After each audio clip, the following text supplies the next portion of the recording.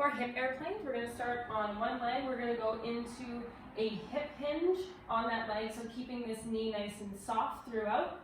We're going to start by opening up our hips to one side and then dropping back to neutral, and then we're going to drop that hip down as low as you can inside, back to neutral, and then again repeat. So opening up, back to neutral, and down, back to neutral.